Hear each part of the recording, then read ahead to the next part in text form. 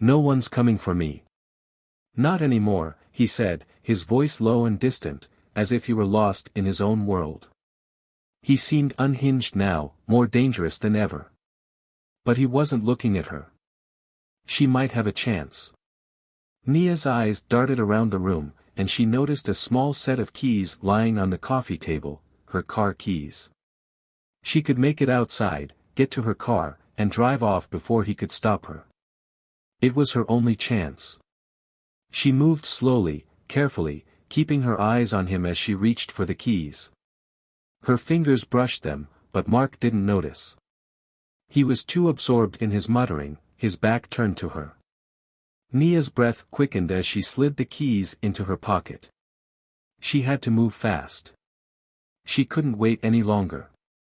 With a deep breath, she took a step backward, inching closer to the door. Her eyes flicked to the hallway, to the coat closet where her jacket hung. She could slip out, but the door was still behind him. He would notice if she tried. "Mark," she said, her voice shaking, "please. Please listen to me. Let's just calm down. We don't have to do this. You don't need to hurt me." His body stiffened at the mention of hurt, and Nia saw his hands curl into fists. For a split second, she thought he might lunge at her.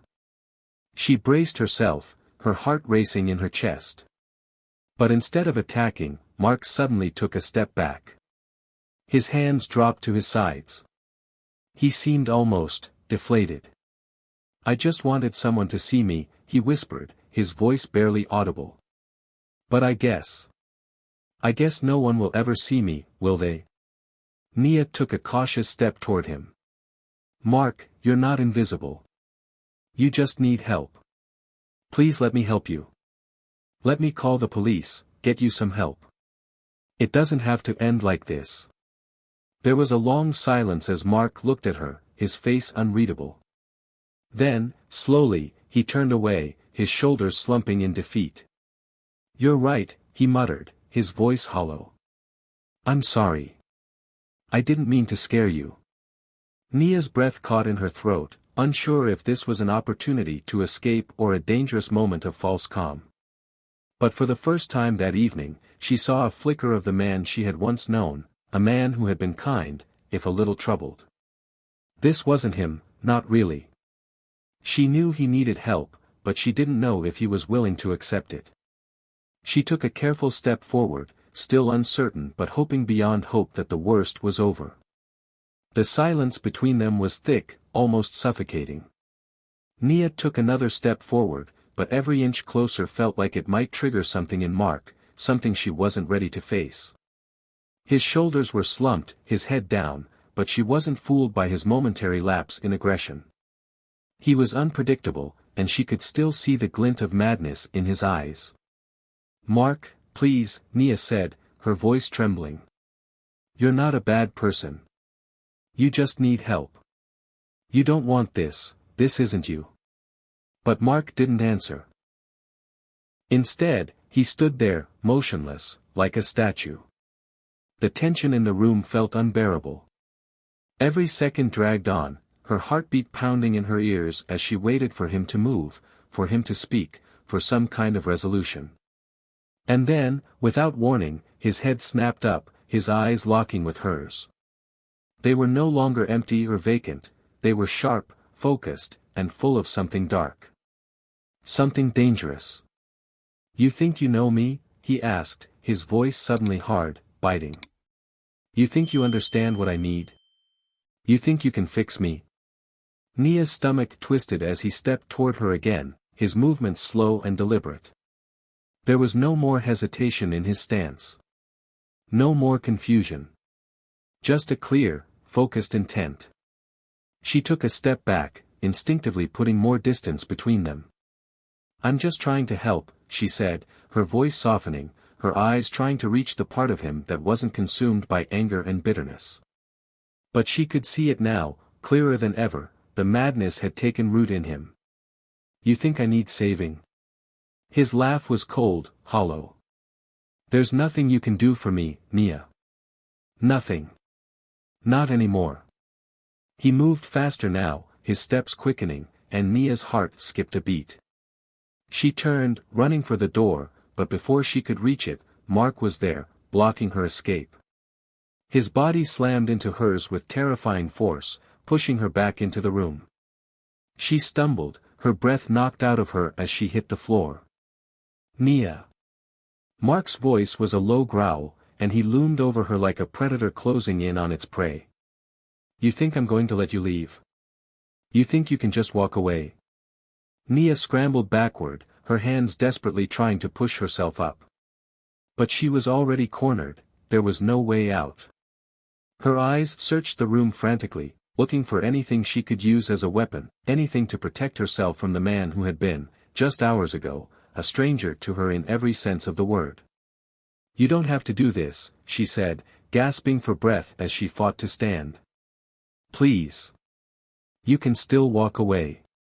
We can fix this. You can fix this. But Mark didn't listen. His eyes narrowed, his jaw clenched as his anger seemed to boil over. He was shaking now, his fists tightening at his sides. I don't need fixing, Nia, he spat. I need justice. Nia's eyes widened, confusion mingling with the fear. Justice? What was he talking about? Her mind raced, but there was no time to process it. Mark had already taken another step toward her, his hand reaching for something in his jacket pocket. A chill ran down her spine. For a moment, she thought he might pull out a weapon, something to end this nightmare once and for all. But when his hand came back into view, it wasn't a knife or a gun. It was his phone. He raised it in front of her face, the screen glowing in the dim light of the apartment. I've been waiting for someone to listen, he said, his voice shaking with barely contained rage. I just needed someone to care. Someone to hear me. Nia stared at the phone, at the screen that seemed to mock her with its cold, lifeless display. She didn't know what was going through his head, but she knew that whatever it wasn't good. Mark, you don't have to do this, she repeated, her voice cracking under the weight of her fear. This isn't justice. This is madness. Mark's lips curled into a smile, a twisted, sickening thing that made Nia's stomach turn.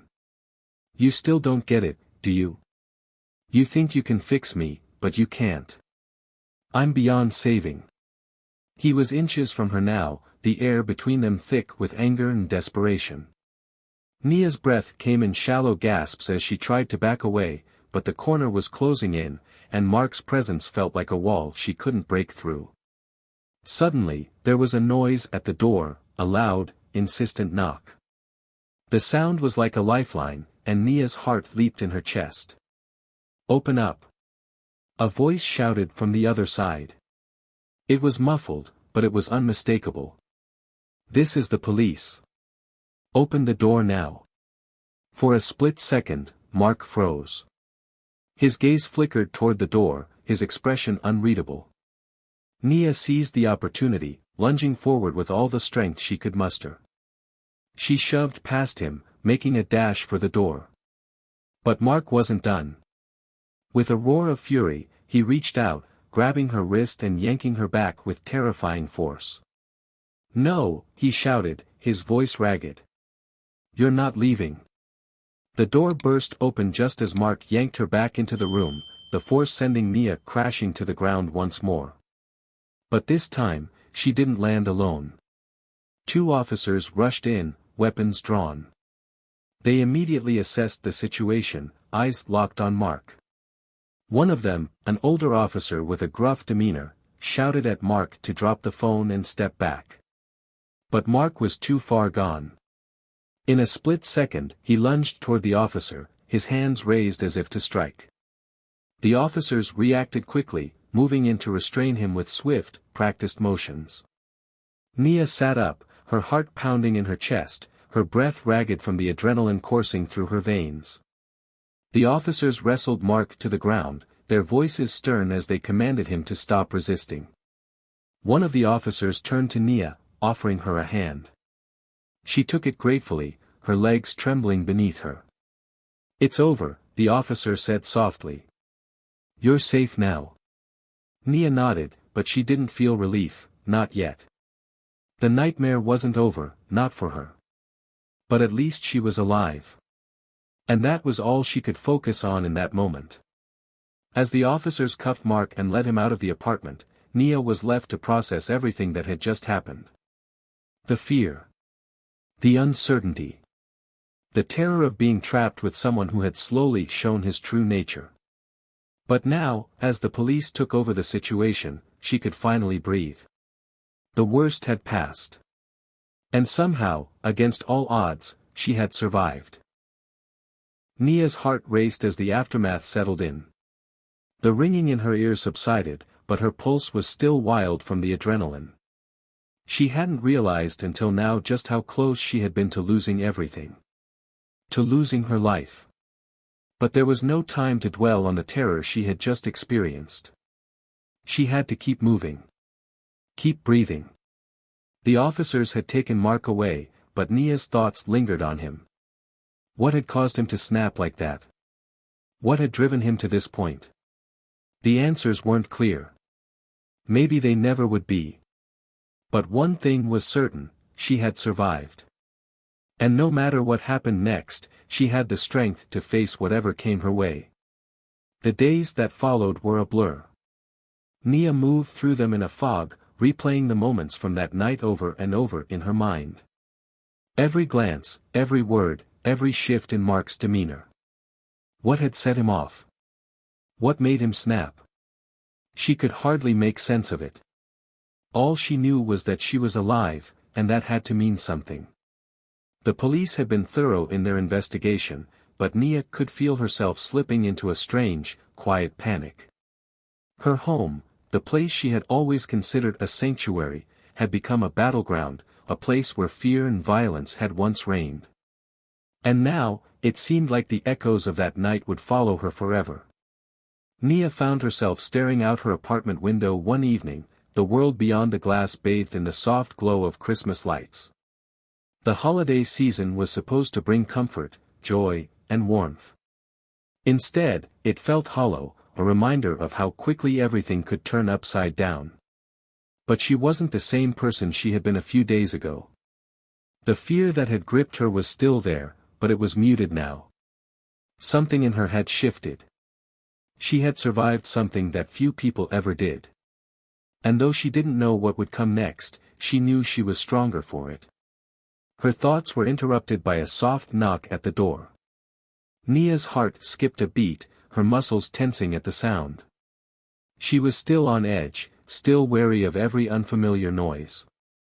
But when she opened the door, it wasn't a threat, it was Officer Daniels, the officer who had helped her that night.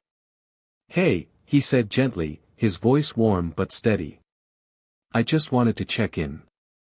Make sure you're doing okay."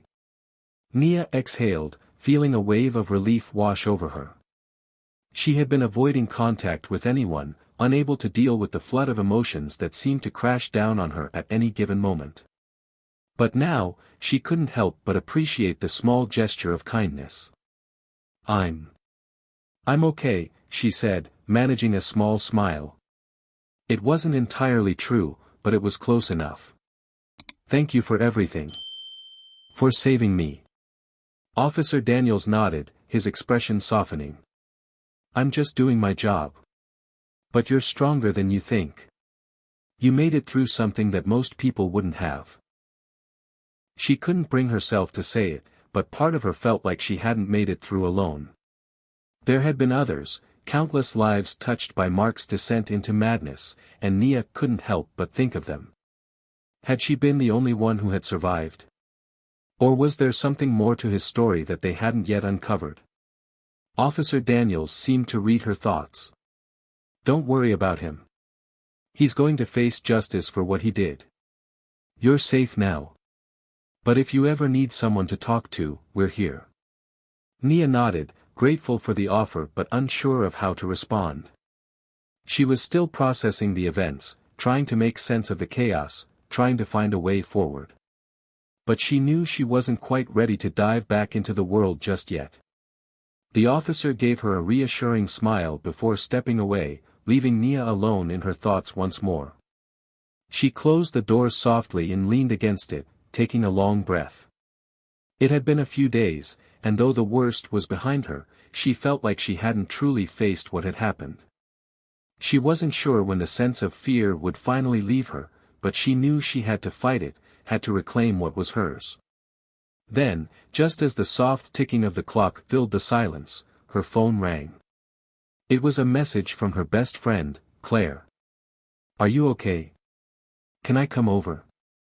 Nia stared at the screen for a moment before typing back. "Yeah, come over. I need to talk." When Claire arrived a short while later, she immediately embraced Nia, pulling her into a tight hug. It was something Nia hadn't realized she needed until now. The warmth of her friend's presence was like a balm to her wounded soul. They didn't speak right away, but simply sat together on the couch, letting the silence soothe them both. After a long pause, Claire finally spoke. "I can't even imagine what you've been through. But I know you're strong. You don't have to face this alone, you know." Nia nodded, swallowing the lump in her throat. "I don't feel strong. I feel broken. Like I'll never be okay again." "You will be," Claire said, her voice gentle but firm. "It's gonna take time, but you'll heal. You've already started. You're still here. And that's enough for now." Nia smiled, her eyes misting with tears. Claire was right, she was still here. She had survived the worst of it. And in the end, that had to be enough. Together, the two of them talked through the fear, the anger, and the questions that still lingered in Nia's mind. Slowly, with each word, Nia felt the weight of the trauma begin to lift, even if just a little. Later that night, as she lay in bed, she closed her eyes and let the quiet of the apartment wash over her. For the first time since that horrific night, she felt a sense of peace. She didn't know what the future held, but she knew she had the strength to face whatever came her way. Weeks passed, and the memory of that Christmas Eve gradually faded into the background of Nia's life. The fear and uncertainty still lingered in the corners of her mind, but they no longer controlled her. She had learned to live again, to breathe again. And as the holiday season drew to a close, Nia took a deep breath, looking out her apartment window at the snow gently falling outside. The world felt quieter now, and though she would never forget what had happened, she could finally begin to heal. Nia was stronger than she had been before. And no matter what the future held, she knew she had survived the storm. And she would continue to survive. She wasn't just living anymore. She was thriving. And that was all that mattered. Thank you for joining us on this intense journey. If you enjoyed the story, don't forget to like and subscribe for more thrilling tales. And be sure to check out the videos popping up on your screen for even more suspense and drama.